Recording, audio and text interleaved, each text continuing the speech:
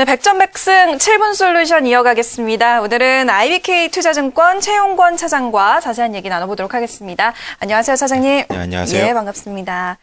자, 오늘 주제는요, 노이즈는 있어도 시장을 신뢰라고 주제를 선정해 주셨습니다.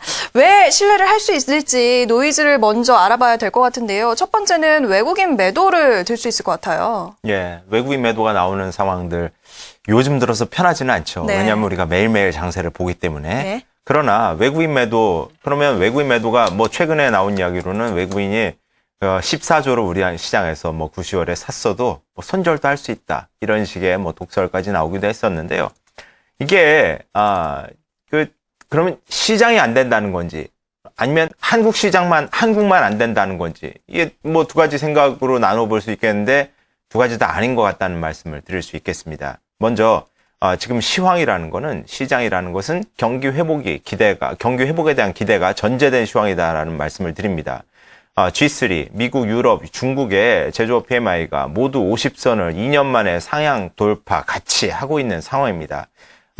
뭐 중국이 어저께 지표가 조금 기대보다는 못 미쳤지만 그래도 밑에서 빠르게 올라오고 있는 시황이고, 어저께 나왔던 유로존의 제조업 PMI도 기대치에 부합했습니다. 우리나라는 마찬가지로요.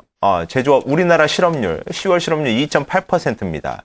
제조업 쪽의 취업자 수 증가폭이 대단히 뛰어납니다. 그래서, 제조업 경기 회복, 그리고 총량 취업자 증가폭은 40만 명 선에서 안정권으로 유지되는, 그러니 제조업이 개선되면서 내년에 내수가 같이 돌아서면서 불황형 억제에서 탈피할 수 있는 경기에 대한 기대를 할 수 있는 것도 역시 우리나라라는 말씀입니다. 또 하나, 고용, 요즘 제일 우리 신경 쓰이게 하는 이슈가 이제 테이퍼링인데, 어제도 얘기가 나오고, 그저께도 얘기가 나오고, 웃었다 울었다 반복을 하고 있습니다만, 어저께는 이제 옐런, 지명자의 의원의 통과 소식에 또다시 호재로 작용을 했습니다. 자, 테이퍼링에 있어서 고용이라는 것을 전제 조건으로 내세웠던 미국의 속내를 알아볼 필요가 있다라는 생각입니다. 아까 제가 말씀드렸듯 미국, 유럽, 중국 G3의 제조업 PMI가 올라오는 여러모로 경제 지표가 좋아지고 있는 상황입니다. 안 좋은 것들 찾아보기가 대단히 힘든 상황인데, 고용 지표를 굳이 드러낸다는 것은 진짜 안 좋은 유일한 하나를 지금 잡고 있는 부분인 것이죠. 미국 고용이 전년도에 비해서 개선이 그렇게 가시적으로 나타나고 있지 않고, 유럽도 고용이 실업률이 대단히 취약합니다. 이런 상황에서 총량 고용, 총 고용자 수, 그리고 질적 고용, 고용률이나 경제활동 참가율, 이런 쪽에서의 어려움들에 자꾸 읍소를 함으로써 결국은 위험 자산을 선호할 수밖에 없다는, 즉 QE3를 계속해서 유지해 나가겠다는, 즉 이걸 조기 종료하겠다는 의사가 없다는 속내를 비추는 것이고, 이것은 위험 자산 선호 환경일 수 있다라는 말씀으로 정리할 수 있겠고요. 마지막으로 지금 이런 상황들을 총체적으로 정리해 볼 때는 최근에 나타났던 상황들이 그거잖아요. 이머징하고 선진국 사이의 선호도 변화가 잠깐 일어났었던 이런 상황에서의 단기적인 노이즈일 것이다라고 생각하는 거죠. 우리 증시도 말씀드렸던 60일선에서 의미 있는 수급 변화가 나타났습니다. 투신이 어제는 시장이 그러니까 잠깐 주춤했지 매도한 것도 아니었죠. 그 전까지 8일 연속해서 순매수했고요. 오늘도 현재 보니까 200억 이상 순매수하고 있습니다. 9일, 10일째 순매수를 이어가고 있다는 큰 모멘텀이 발생하고 있고, 외국인도 크게 매도하고 있는 거 아닙니다. 지금 시장의 총량적인 분석은 사실 무용합니다. 외국인이 한 5, 600억 사는 시장을 들여다보면 내용적으로 IT, 금융, 화학, 조선, 여기는 뭐 1000억 이상 산다든지, 또 뭐 수혜 같은 경우에 2000억을 매도했는데 시간 외로는 매수 전환했다든지, 뭐 이러한 것들, 시장을 총량을 보는 거, 외국인들의 총량 매수를 보는 거, 이런 것 자체가 의미가 없을 수 있습니다. 왜냐하면 내년에 2300포인트를 만약에 본다고 해도 그게 뭐 여기서 한 10%, 15%밖에 더 되겠어요? 그러니까 시장 전체를 보는 분석보다는 내용 안에 주도주를 갖고 가는 것들이 오히려 더 필요하다라고 정리하겠습니다. 네, 외국인의 투자 기준을 생각해 본다면 위축은 아니다, 이상이 없다라는 말씀이신 것 같은데 그렇다면 수급에 대한 노이즈는 해소가 된 것 같습니다.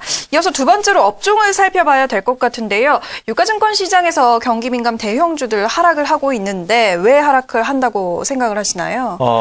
하락을 최근에 상승이 나올까 말까 하면서 이렇게 빠지는 날 많이 빠져서 고통을 주지만 네. 이 그동안의 상승 7, 8, 9월, 10월의 상승은 턴어라운드 기대에 대한 아주 타당한 반응이었다고 생각하는 거죠. 물론 3분기 실적이 나와 보니까 현실 실적이 3분기에 당장 실적이 나올 수 있겠습니까? 그러니까 눌림목이 들어왔지만 이거 어찌 보면은 필요해소 차원에서 대단히 필요한 눌림목이었다 생각하는 거고요. 사실상 이게 실적이 없어도 시장이라는 것은 기대가 있고 기대가 타당하다면 가는 것이겠죠. 그런 차원에서 지금 산업재 소재가 경기 민감주에 선봉해서 대단히 우리를 기쁘게 했다가도 스트레스를 많이 주고 있는 업종이기도 한데 여기가 3분기 실적에서 비록 실망을 시켰지만 다시 4분기로 넘어갈 때는 가장 우리가 기대할 수 있는 실적의 섹터에 선봉해 있다는 이야기입니다. 지금 그림이 제공될지 모르겠지만 타 업종들하고 비교할 때 2배, 3배의 이익 성장률을 지금 초록색, 노란색으로 이제 보이고 있습니다. 이쪽이 이제 산업재 쪽에 내년도 이익 전망이 되겠죠.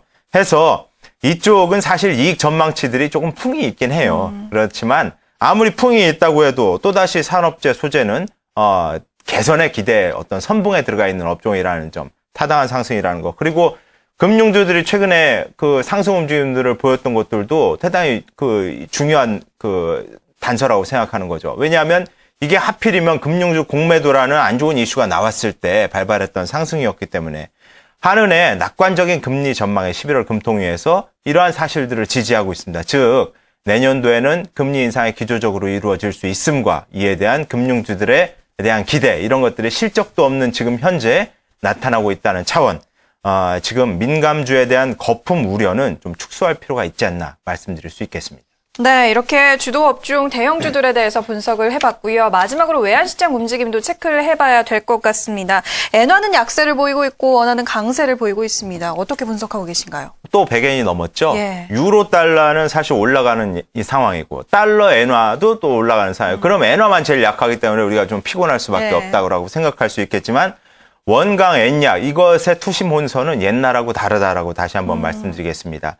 옛날에 극단적으로 일본 정부가 엔약을 조장하여서 우리 증시의 수출주들하고의 경쟁력 차이를 막 부각시켰던 이때와는 상황이 다르다는 거죠. 지금은 우리 기업들의 펀더멘탈, 한국 경제의 펀더멘탈이 그리고 신흥국 내에서의 7, 8월의 신흥국 위기설 가운데서 가장 펀더멘탈 차별성이 돋보였던 우리 증시로서의 수급 그리고 발주 이런 것들의 풍부한 달러 공급에 의해서 환율이 이렇게 움직이고 있다라고 보셔야 되겠고 사실 달러 약세 시황은 위험 선호 시황이다. 다시 한번 말씀드릴 수가 있겠죠. 네. 그래서 경기 부양책이 지속될 수 있다라는 차원을 오히려 더 신경 쓰셔야 될 것 같고 이런 상황들은 리스크 온 시황이다. 위험 자산 선호도가 높아지고 있는 상황임을 보자라고 말씀을 드리겠습니다.